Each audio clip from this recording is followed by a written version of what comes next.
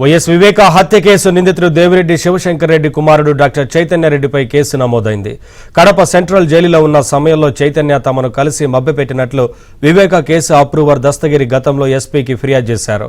వివేక కేసులో అప్రూవర్గా మారడంపై అబద్దాలు చెప్పాలని, అలా చేస్తే 20 కోట్లు ఇస్తామని చైతన్య మభ్యపెట్టినట్లు అప్పట్లో దస్తగిరి పోలీసులకు ఫిర్యాదు చేశారు.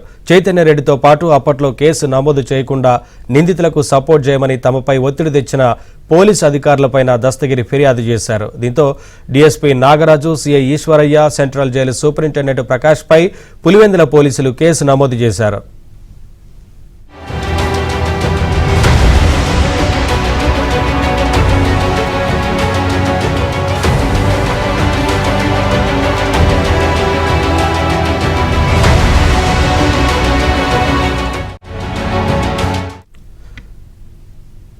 వైఎస్ వివేక హత్య కేసు నిందితుడు దేవిరెడ్డి శివశంకర్ రెడ్డి కుమారుడు డాక్టర్ చైతన్య రెడ్డిపై కేసు నమోదైంది. కడప సెంట్రల్ జైలులో ఉన్న సమయంలో చైతన్య తమను కలిసి మభ్యపెట్టినట్లు వివేక కేసు అప్రూవర్ దస్తగిరి గతంలో ఎస్పీకి ఫిర్యాదు చేశారు.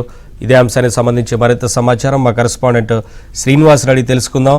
శ్రీనివాస్, నవీన్, వైఎస్ వివేక హత్య కేసుకు సంబంధించి మరొకసారి తెరపైకి వచ్చింది. ప్రధానంగా ఈ కేసులో అప్రూవర్ గా మారిన దస్తగిరి గత కొంతకాలం జైల్లో, కడప సెంట్రల్ జైల్లో ఉన్నవాడు. అంటే వేరే కేసు పైన ఉండేవాడు. ఎస్సీ ఎస్టీ కేసు అతని మీద జగన్ గవర్నమెంట్ లో ఒక ఎస్సీ ఎస్టీ కేసు దస్తగిరి పైన నమోదైంది.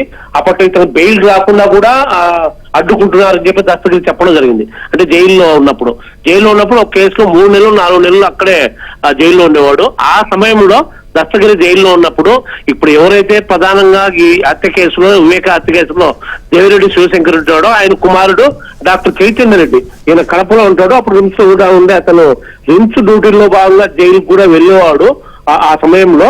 సో అందులో భాగంగానే ఒకసారి జైలుకి వెళ్ళి దస్తగిరిని కలవడం జరిగిందంట.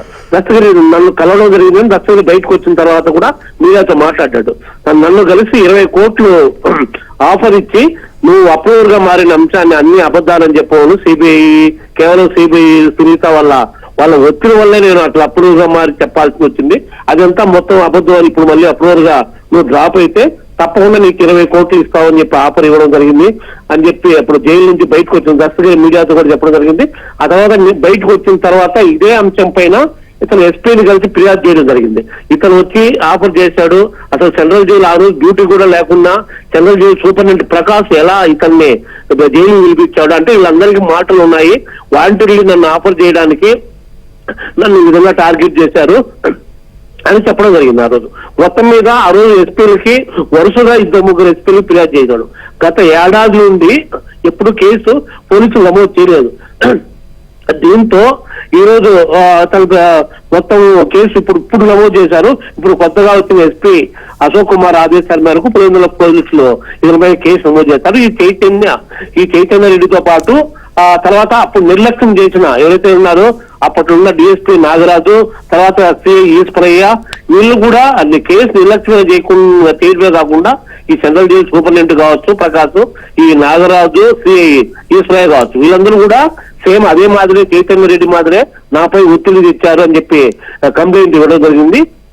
ఈ మేరకు చైతన్య రెడ్డితో పాటు ఈ ముగ్గురపై పోలీసు అధికారులపై కూడా సెంట్రల్ జైలు సూపరింటెండెంట్, ఈ పోలీసు అధికారులపై కూడా కేసు నమోదు చేశారు ఈ రోజు. Right, thank you Srinivas.